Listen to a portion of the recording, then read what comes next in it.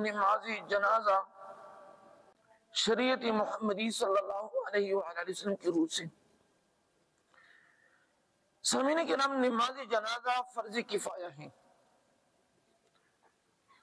نماز پنجگانہ فرض عین ہے۔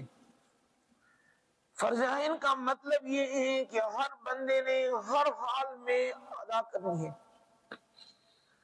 فرض کفایہ کا مطلب یہ ہے کہ اگر محلے کی طرف سے ایک فرد بھی جائے تو تمام محلے کا ذمہ فارغ ہے۔ اگر محلے کی طرف سے ایک بندہ بھی نہ جائے، فرمایا کہ تمام محلہ گنہگار ہے۔ کہ جس طرح رمضان المبارک کے مہینے میں اعتکاف یہ سنت علی الکفایہ ہے، تو اسی طرح جنازہ جو ہی فرض علی الکفایہ ہے۔ سنت کے اوپر میدان حشر میں ملامتی ہے، لیکن فرض کہ جو تارک ہوتا ہے وہ گنہگار ہوگا۔ جو اس کی فرضیت، نماز جنازہ کی فرضیت کا انکار کرے، کیونکہ فرض ہے، فرض کا منکر جو ہے یہ کافر ہوتا ہے۔ نماز جنازہ کے لیے جماعت شرط نہیں ہے، ایک ہی بندہ ہے وہ نماز جنازہ پڑھ لے، نماز جنازہ ہو جائے گی۔ فتاوی عالمگیری۔ نماز جنازہ واجب ہونے کے لیے وہی شرائط ہیں جو اور نمازوں کے لیے ہیں، یعنی نماز جنازہ اور نمازوں کی وجوب کے لیے جو شرائط ہیں اس میں کوئی جو ہے ڈیفرنس نہیں ہے، سیم شرائط ہیں، یعنی قادر، بالغ، عاقل۔ مسلمان ہونا ایک بات اس میں زیادہ ہے، یعنی اس کی موت کی خبر ہونا، رد المختار۔ نماز جنازہ میں دو طرح کی شرطیں ہیں، ایک میت کے اعتبار سے شرطیں ہیں، دوسری جو شرطیں ہیں نماز جنازہ پڑھنے اور پڑھانے والوں کے لیے شرائط ہیں، ایک میت کے اعتبار سے اور دوسری مصلی کے اعتبار سے۔ نماز جنازہ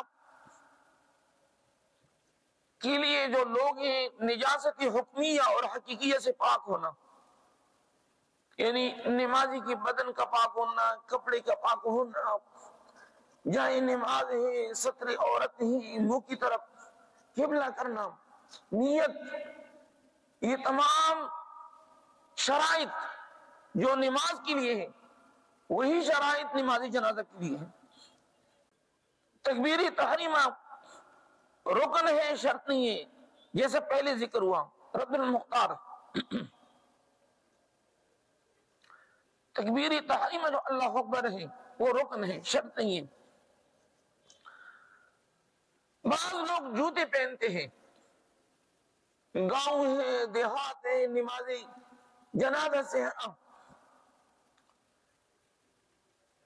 تو علماء نے لکھا ہے کہ نماز جنازہ اگر لوگ پڑھتے ہیں، اگر جوتا پہنی پڑی تو جوتا اور اس کی نیچے کی زمین دونوں کا پاک ہونا ضروری ہے، یعنی جوتا بھی پاک ہونا چاہیے اور زمین بھی پاک ہونا چاہیے بقدر معنی۔ مثال کے طور پر جاتے جاتے بوٹ کے ساتھ نجاست لگ گئی، اور وہ نجاست ایسی نجاست ہے کہ وہ معنی ہے، یعنی اس کی دھلائی ضروری ہے، فرض ہے۔ اگر کسی نے نجس جوتے ہیں، چپل ہیں، اس میں نماز جنازہ پڑھی تو اس کی نماز جنازہ نہیں ہوگی۔ انہوں نے سفر بھی کیا، تکلیف بھی اٹھائی، نماز جنازہ میں کھڑے بھی ہوئے، لیکن نماز جنازہ سے وہ بندہ محروم ہو گیا۔ تو لہذا نماز جنازہ کے لیے جو شرائط ہیں اس پر پورا اترنا یہ لازمی ہے۔ اور جوتے پہ کھڑے ہو کر پڑھی تو جوتے کا پاک ہونا ضروری. بعض لوگ جو ہے نا بوٹ کے اوپر کھڑے ہو جاتے ہیں. تو فقہا نے لکھا ہے کہ جو جوتے ہیں یا بوٹ ہیں چپل ہیں اس کا پاک ہونا ضروری ہے.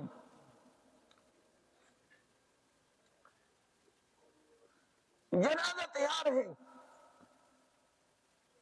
لیکن ایک بندے کے اوپر غسل واجب ہے یا غسل فرض، انہوں نے غسل نہیں کیا یا ان کی وضو نہیں ہے. اگر یہ بندہ غسل کرتا ہے یا وضو تو فقہا نے لکھا ہے کہ ادھر ہی نماز جنازہ کے لیے تیمم کر لیں اور نماز جنازہ میں شرکت کریں، چونکہ نماز جنازہ کا نائب نہیں ہے.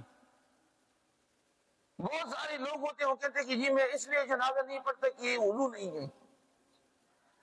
اگر جنازہ تیار ہے، امام تکبیر کے قریب ہے، تو اس صورت میں چاہیے کہ وہ تیمم کر لے. پہلی ضرب کے ساتھ چہرے کی میں نیت کرتا ہوں تیمم کی کہ ناپاکی مجھ سے دور ہو جائے اور پاکی مجھے حاصل ہو جائے. تو پہلی ضرب کے ساتھ اپنی چہرے دونوں طرف اور جہاں پہ چہرے کی دہلائی کی جاتی ہے، اور دوسری ضرب کے ساتھ جناب بائیں ہاتھ سے دائیں ہاتھ کے اوپر پھیرنا ہے اور دائیں ہاتھ کو بائیں ہاتھ پہ پھیرنا ہے. تو اس لیے اگر جنازہ حاضر ہو اور کسی کا وضو نہیں ہے، اگر وہ وضو کرتے کرتے نماز جنازہ گزر جائے گا، نماز جنازہ کی چوتھی تکبیر پہ نہیں پہنچ سکتے، تو شریعت نے کہا کہ وہ تیمم کر لیں.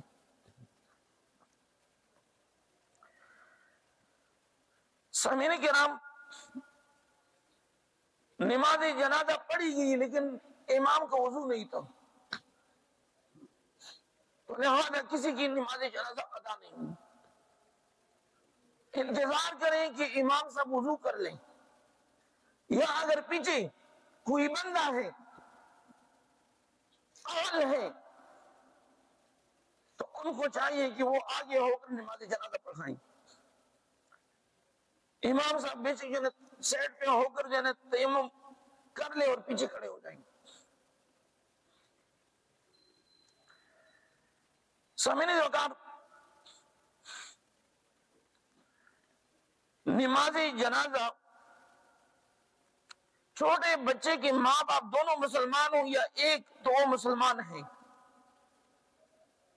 یعنی چھوٹے بچے کی نماز جنازہ آ گئی، ان کے والدین مسلمان ہیں یا ان میں سے ایک، تو اس کا حکم مسلمان کا ہے. چھوٹا بچہ ہے، نماز جنازہ ان کے اوپر پڑھی جائے گی. اگر ان کے دونوں والدین کافر ہیں تو کافر کی نماز جنازہ نہیں پڑھائی جائے گی. یہ دور مختار نے ذکر کیا ہے. مسلمان کو دارالحرب میں یعنی میدان جہاد کے ساتھ کافر کے ساتھ چھوٹا بچہ مل گیا، پھر مسلمانوں کے ہاں یہ مرا تو اس کی نماز جنازہ پڑھی جائے گی. چھوٹا بچہ تھا، مسلمان مجاہدین نے اٹھا لیا، ان کو گھر لے کر آیا اور ادھر اللہ کی مرضی کے مطابق فوت ہو گئے. اگرچہ ان کے والدین بھی کافر ہیں لیکن چونکہ ابھی مسلمانوں کی کسٹڈی میں ہے تو شریعت نے کہا کہ اس کا حکم بھی مسلمانوں کا ہوگا، ان کے اوپر نماز جنازہ ادا کی جائے گی. ہر مسلمان کی نماز جنازہ پڑھی جائے اگرچہ وہ کیسے ہی گنہگار اور مرتکب کبائر ہو، انہیں جتنا بھی گنہگار ہوگا نماز جنازہ ان کا پڑھا جائے گا. وہاں نمبر ایک باغی ہے جو امام برحق پر ناحق خروج کرے، اسے بغاوت کرے، ان کا نماز جنازہ نہیں پڑھایا جائے گا. ڈاکو کے ڈاکہ میں مارا گیا، انہیں ڈاکہ کرتے وقت چونکہ ان سے شریعت کا دن ایک عبرت ہوتا ہے، کہ باقی لوگ ان سے نصیحت حاصل کر لیں. اور فرمایا کہ مگر جبکہ بادشاہ اسلام نے ان پر قابو پایا اور قتل کیا تو نماز و غسل ہے، یا وہ نہ پکڑے گئے نہ مارے گئے بلکہ ویسے ہی مرے تو بھی غسل و نماز ہے. ڈاکو کے ڈاکہ میں مارا گیا، نہ ان کو غسل دیا جائے گا نہ ان کی نمازی جنازہ پڑھی جائے، مگر جبکہ بادشاہ اسلام نے ان پر قابو پایا، اگر فوج نے ان کو پکڑ لیا، ان کی کنٹرول میں آ گئے، اس کے بعد ان کو قتل کیا. ایک تو مقابلے میں ہوتا ہے، ایک ہوتا ہے کہ کسی ملک کی کسٹڈی میں قید کی حالت میں ان کو قتل کیا جائے. تو شریعت نے کہا ہے کہ نماز جنازہ بھی پڑھایا جائے گا، ان کو غسل بھی دیا جائے گا. تو دونوں چیزیں ان کے اوپر ہیں. لیکن صحیح ایک تو یہ ہوتا ہے کہ وہ جعلی جو ہے نا، وہ کہتے ہیں کہ جعلی،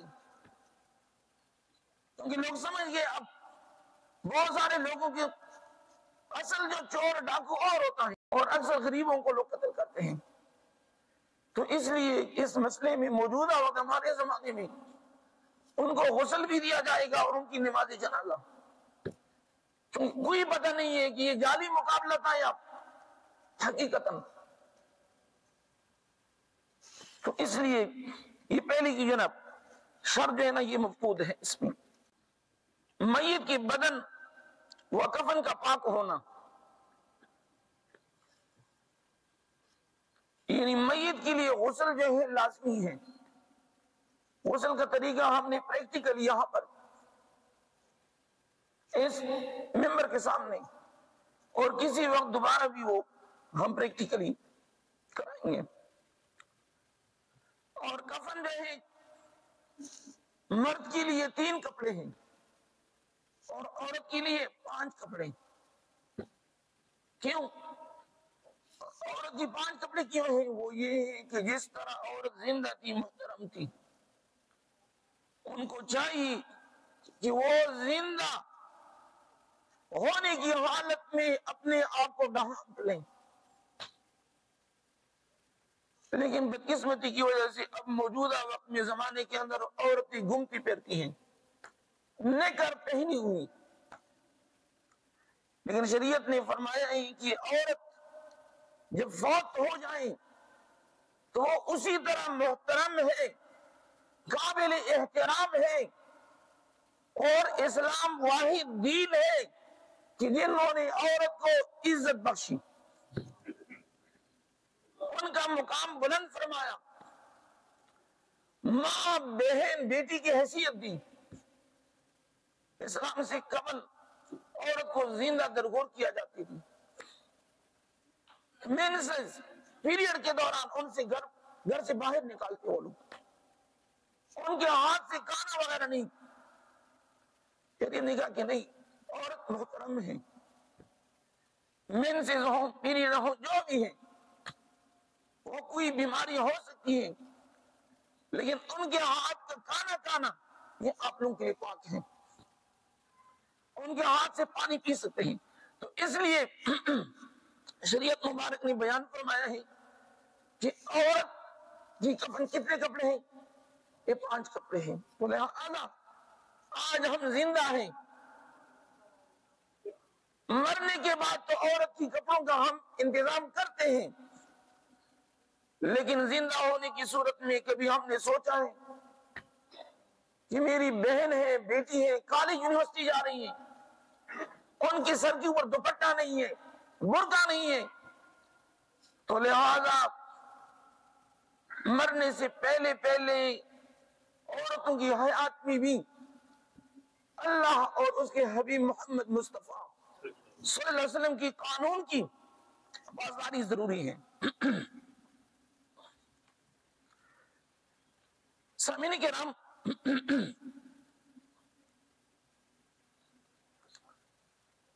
نماز جنازہ کی نیت، میں نیت کرتا ہوں 4 تکبیر نماز جنازہ، ثنا اللہ واسطے، درود شریف نبی کریم صلی اللہ علیہ وآلہ وسلم، اور دعا اس حاضر میت واسطے، منہ کعبہ شریف کی طرف، اس حاضر امام کے پیچھے اللہ اکبر۔ پہلی تکبیر میں امام اور مقتدی دونوں اپنی ہاتھوں کو دونوں کانوں کے نرم حصے تک اٹھائیں گے۔ پہلی تکبیر کے بعد امام اور مقتدی دونوں پڑھیں گے سبحانک اللہم وبحمدک وتبارک اسمک وتعالی جدک وجل ثناؤک ولا الہ غیرک۔ دوسری تکبیر کے ساتھ امام اور مقتدی دونوں پڑھیں گے اللہم صلی علی محمد کما صلیت وسلمت وبارکت ورحمت وترحمت علی ابراہیم وعلی آل ابراہیم انک حمید مجید۔ تیسری تکبیر کے ساتھ امام اور مقتدی اگر بالغ ہیں، بالغ مرد ہیں یا عورت، اللہم اغفر لحینا ومیتنا وشاہدنا وغائبنا وصغیرنا وکبیرنا وذکرنا وانثانا اللہم من احییتہ منا فاحیہ علی الاسلام ومن توفیتہ منا فتوفہ علی الایمان۔ چوتھی تکبیر کے ساتھ امام اور مقتدی دونوں سلام پھیریں گے۔ لیکن جاننا ضروری ہے کہ نماز جنازہ میں کتنے فرض ہیں؟ بولیے۔ نماز جنازہ میں 2 فرض ہیں۔ کتنے فرض ہیں؟ 2۔ ایک ہے قیام، نماز جنازہ کو کھڑے ہونے کی حالت میں پڑھنا۔ دوسرے نمبر پہ 4 تکبیریں،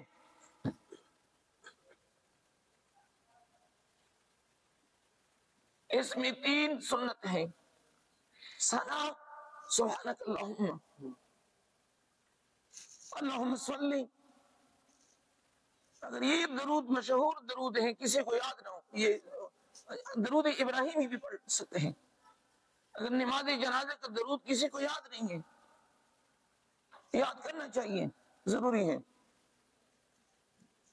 تیسری تکبیر کے ساتھ دعا ہے اللہم اغفر لنا، یہ بھی سنت ہے۔ تو نماز جنازہ میں کتنے سنتیں ہو گئی؟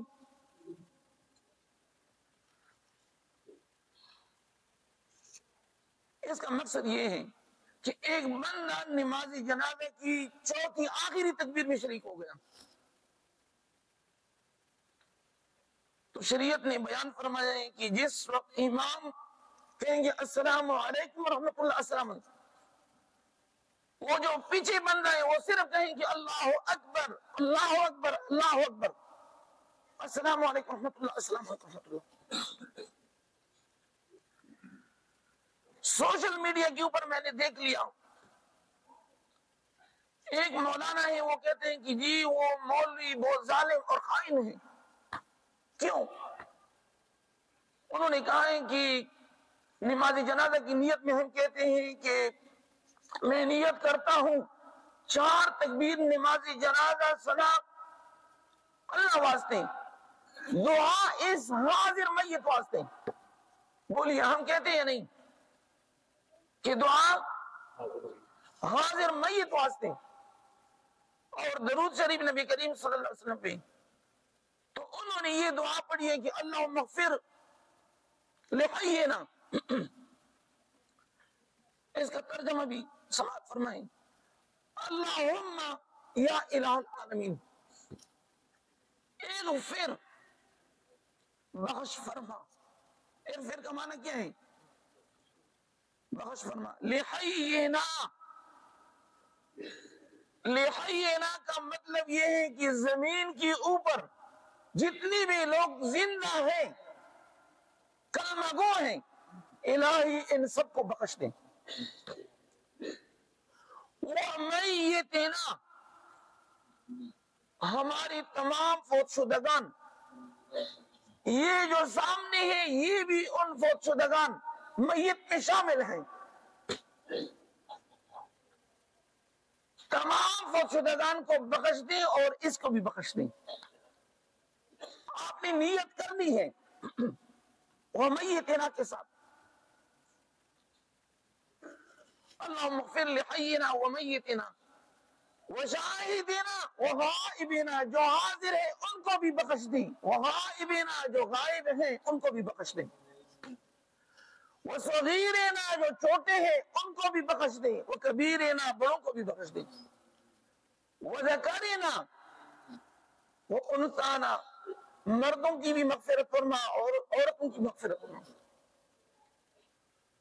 اللہم من احییتہ منا فاحی علی الاسلام، الہی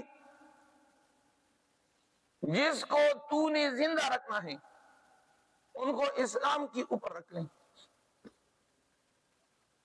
وَمِنَّا فَتَوَفَّهُمْ، اور جس کو تو نے وفات فرمانا ہے علی الایمان، الہی ایمان کی حالت میں،